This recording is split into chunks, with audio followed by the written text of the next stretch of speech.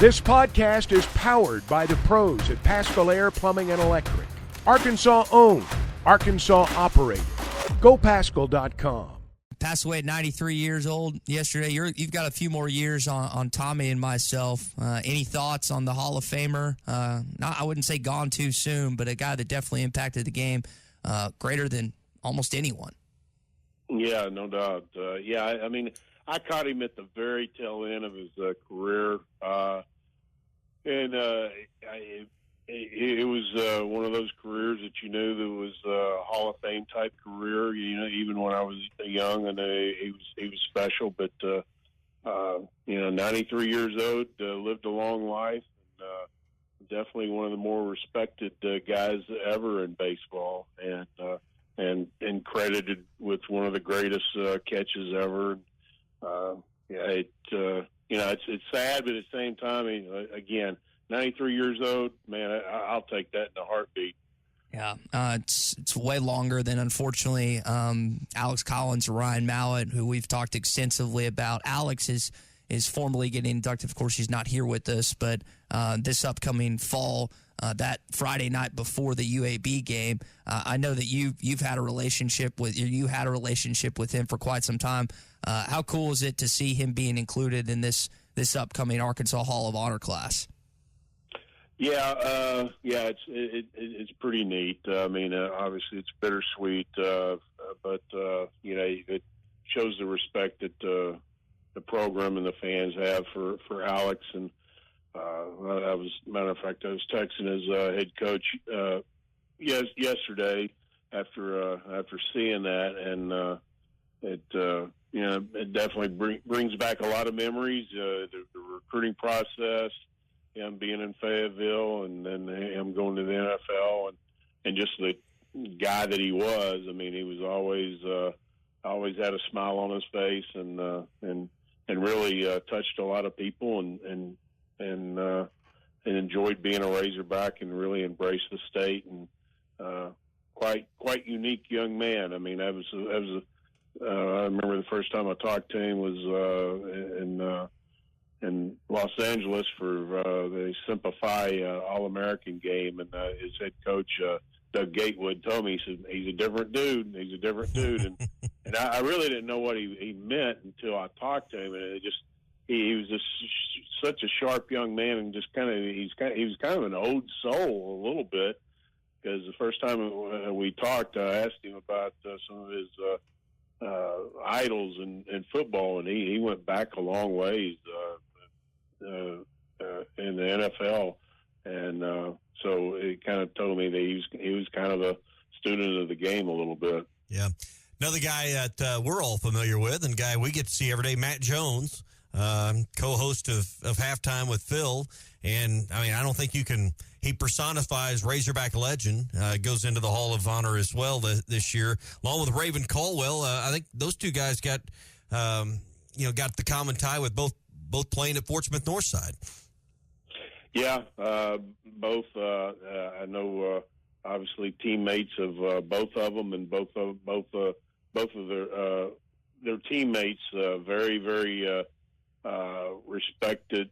They respected both of those guys, and that's what you like to see, obviously. But I remember Raven as a defensive end, and then went on to play in the NFL for a few years, and then obviously Matt, probably definitely one of the best athletes to ever play at the University of Arkansas, and just a freak of an athlete, and something you just don't see very often. But I think what he run at 4.39 at 6'6", like 240 pounds at the combine. That's pretty crazy. Yeah, Raven Caldwell's of an age that I think a lot of people probably under age of 40 or 45 probably not as familiar, but this guy that played in the early 80s, like you said, defensive end, but 2-time Super Bowl champion with the Redskins.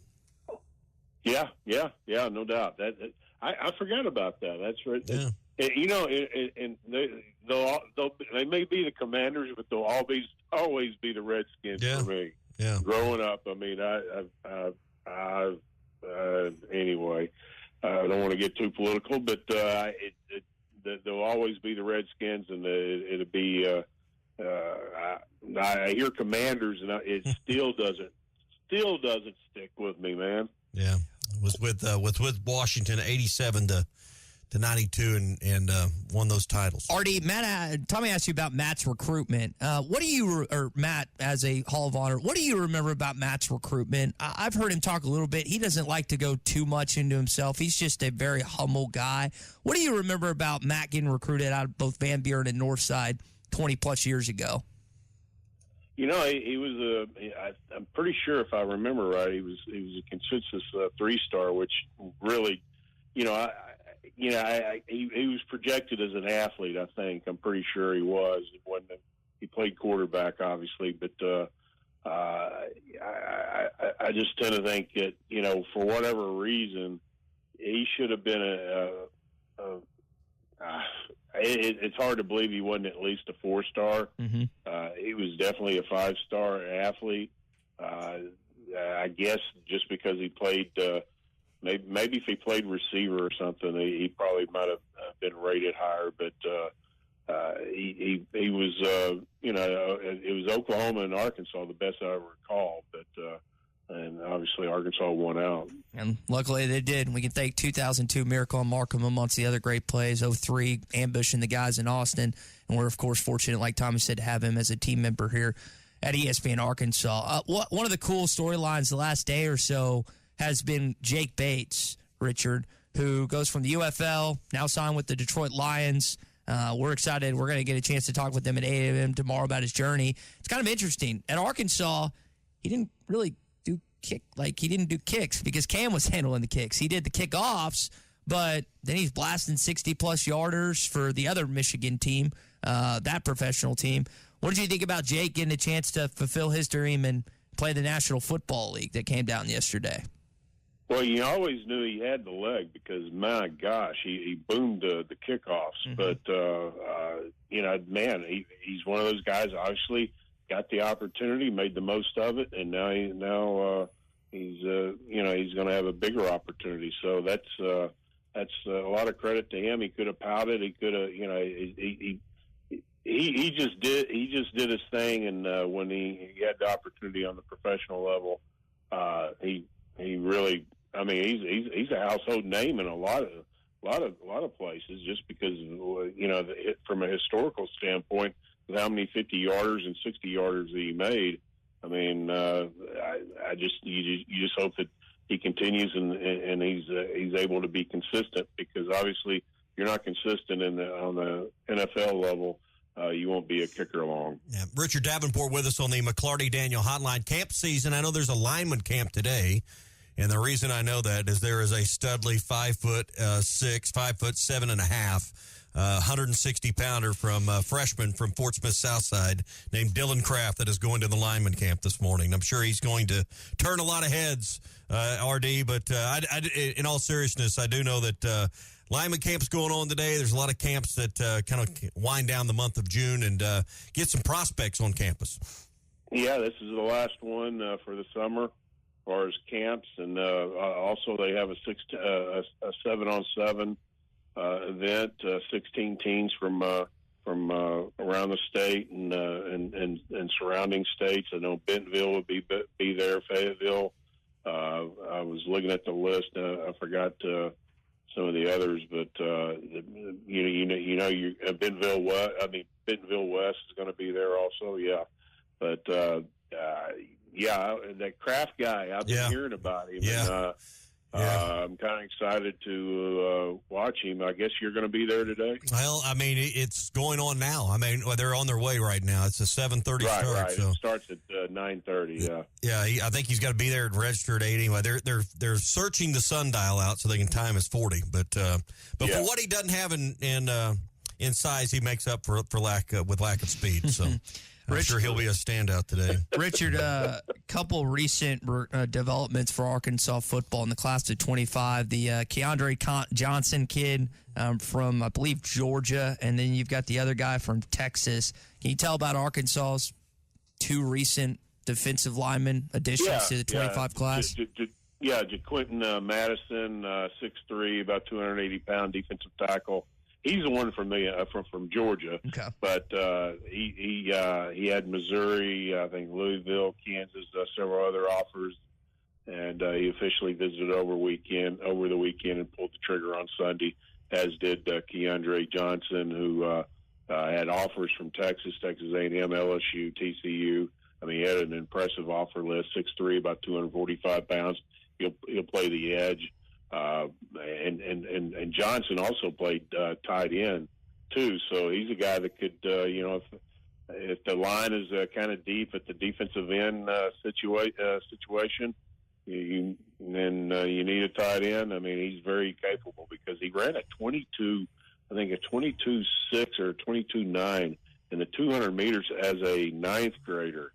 So I'm sure he was probably maybe around 200 pounds or something like that, maybe in the ninth grade. But he has great natural speed. So that's one thing that you notice on his film is his ability to rush the passer and also get open as a tight end. And some schools are recruiting him as a tight end, but Arkansas likes him at edge. That's kind of the defensive line, and those are some kids out of state. I know the big question for tomorrow is where Carius Kern is going to go. The Marion outstanding offensive and defensive lineman, Missouri, LSU, and Arkansas all included on his list. Is he going to wind up recommitting to the Razorbacks tomorrow, you think, RD? Well, if you would have asked me, not this past weekend, but the weekend before when he visited Arkansas, I would have said yes. He said that he doubted he was going to visit LSU after the Arkansas visit, but things obviously changed, and he visited LSU. Right now, I'm not the most optimistic about the situation. It's college football and college recruiting has obviously changed over the last 4 or 5 years, and it's just a strange animal right now in recruiting. But maybe he surprises me and comes back to Arkansas, but I think LSU is going to be tough to beat. Quick note before we go, there's been some movement with high school basketball, particularly in Northwest Arkansas in that 6A West Conference. School board meetings were held to officially announce Trent Lloyd as the new coach, replacing Greg White at Bentonville West. So there's one job. David Farrell, who coached at West Fork and the UFO in Clarksville, and has been at New School, is now going to Rogers. And I was told yesterday by Mike Beaumont, the athletic director at Fort Smith Northside, Cody Wilmuth, who's been the assistant coach at North Little Rock, is now the head coach at Fort Smith Northside, kind of the last hire to be announced. So, RD, and when it comes to basketball in the 6A West and the big schools in the top class, so a lot of new faces that are going to be in place for this next basketball season. Yeah, and Coach Burnett, I'm going to have to get used to that. Not seeing him at Northside. He wasn't there last year. Mackenzie Pierce from Blytheville came over, and then he left after a year. But I was just so used to him for the longest that I always used to reaching out to him, and he's not there. But I saw the names announced. I think yesterday, if I'm not mistaken. And definitely a lot of movement, but those are obviously 3 very desirable jobs, and Rogers got one heck of a basketball player. Yep, and I think Jason McMahon is going to be a volunteer coach with him as well. So they are going to have a loaded coaching bench as well there. All right, RD, good stuff, and we'll catch up with you next week for some recruiting talk on a Wednesday. All right, buddy. If you're not there at the camp, I'll give you a rundown. I hope you have a high-speed lens on your phone so that it's not just a blur when he runs by. Yeah, well, hey, you've been pretty good as a referee. So I think he's got some wheels. Natural speed, absolutely. All right, RD, we'll talk to you next week. Later. All right, Richard Davenport with us. BetOnline is your number one source for all your betting needs. Get the latest odds, lines, and matchup reports for baseball, boxing, golf, and more. BetOnline continues to be the fastest and easiest way to place your wagers, including live betting and your favorite casino and card games available to play right from your phone. Head to the website or use your mobile device to sign up today and get in on the action. Remember to use our promo code BELIEVE. That's BLEAV for your 50% welcome bonus on your first deposit. Bet online, where the game starts.